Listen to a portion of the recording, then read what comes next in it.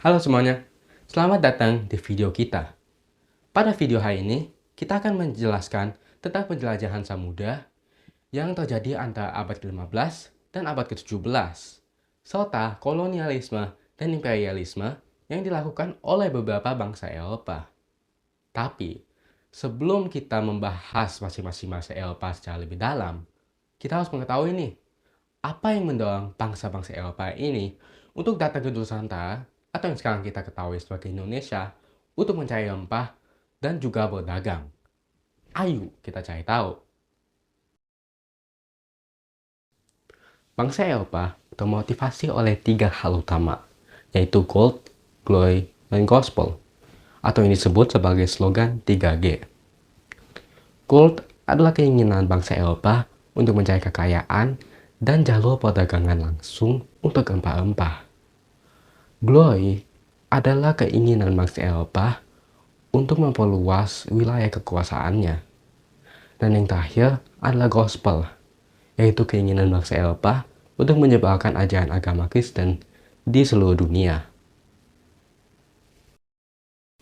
Selain gold, glory, dan gospel, bangsa Eropa datang ke Nusantara karena jalur perdagangan lama mereka, yaitu Konstantinopel, telah dijajah dan dikuasai oleh Khalifah Utsmaniyah dan Kesultanan Utsmaniyah pada tahun 1453.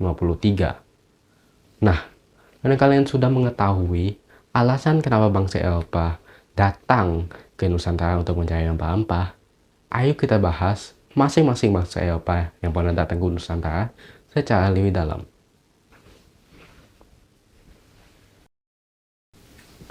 Selamat datang di Malaka. Sekarang adalah tahun 1509. Pada tahun ini, bangsa Portugis datang ke Malaka untuk mencari rempah-rempah. Wah, soal apa itu? Sepertinya itu mungkin adalah bangsa Portugis yang sedang mencoba menjajah Malaka. Daripada saya kena dampaknya, sebaiknya saya sembunyi terlebih dahulu.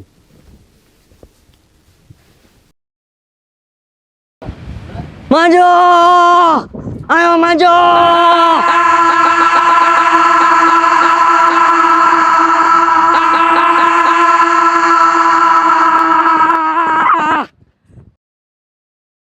Dan ya, Portugis akhirnya sukses menjajah Malaka pada tahun 1511 dan memanfaatkan rempah-rempah di daerah yang berbeda, yaitu daerah Menang kita, Maluku.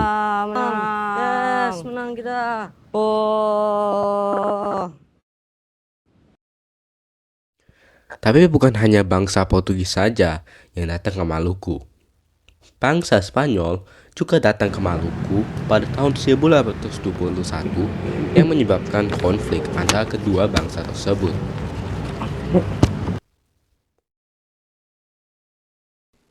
Tapi akhirnya bangsa Spanyol meninggalkan wilayah Maluku pada tahun 1529 yang menjadikan perjanjian Zaragoza. Sekarang kita ada di tahun 1577. Di masa ini, bangsa Inggris di bawah pimpinan Sir Francis Drake menjelajahi Samudra pada tahun 1577 hingga 1580. Bangsa Inggris pertama kali mendarat di Nusantara di wilayah Ternate. Halo pribumi, Oh, pinjam, lihat dong rempah-rempahnya. boleh. Pinjam, lihat ya. Ya. Wah, tidak,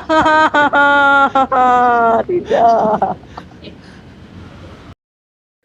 Bangsa Inggris kemudian membangun beberapa kantor dagang di daerah Banten, Ambon, dan Jayakarta.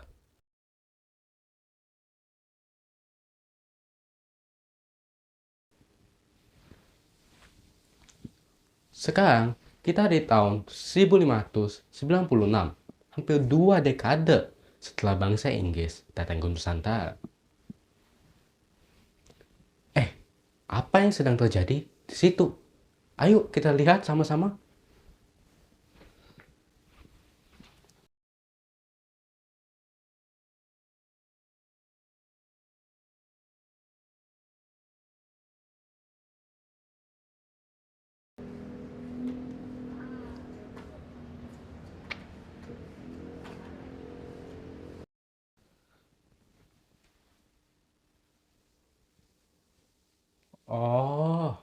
Sepertinya itu adalah bangsa Belanda yang baru saja sampai dari penjelajahan mereka yang dipimpin oleh Cornelis de Houtman.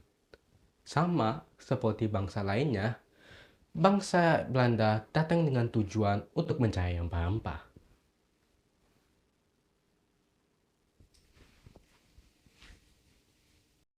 Lalu, didirikanlah VOC atau Verenigde Oost-Indische Compagnie pada tahun 1602 sebagai konsorsium atau gabungan beberapa organisasi atau perusahaan dengan tujuan yang sama.